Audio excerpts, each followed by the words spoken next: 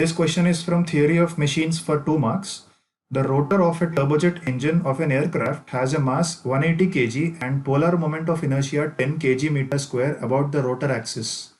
The rotor rotates at a constant speed of 1100 radians per second in the clockwise direction when viewed from the front of the aircraft. The aircraft, while flying at a speed of 800 kilometers per hour, takes a turn with radius of 1.5 kilometers to the left. The gyroscopic moment exerted by the rotor on the aircraft structure and the direction of motion of the nose when the aircraft turns are. For this multiple choice question, the correct answer is option B.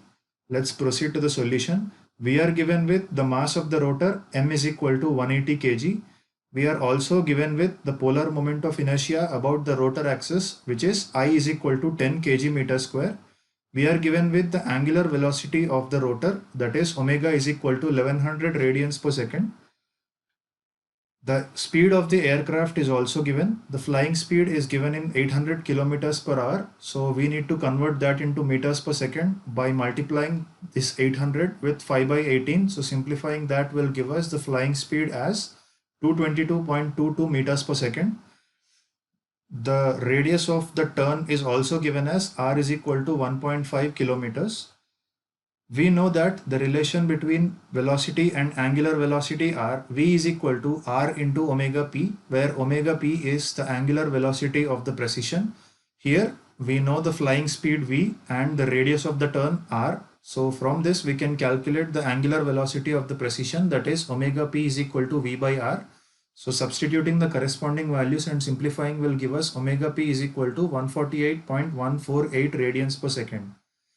Now the gyroscopic couple C is given as I omega omega p. So we have I is equal to 10 kg meter square, omega is equal to 1100 radians per second, and omega p is equal to 148.148 radians per second. Substituting all these values will give us the gyroscopic couple as 1629.6 Newton meter. Now to know the direction of motion of the nose, it is to be noted in this particular case that when the rotor is rotating in the clockwise direction when viewed from the front of the aircraft, it is standard that the nose of the aircraft goes down. Therefore, the direction of motion is the nose of the aircraft goes down.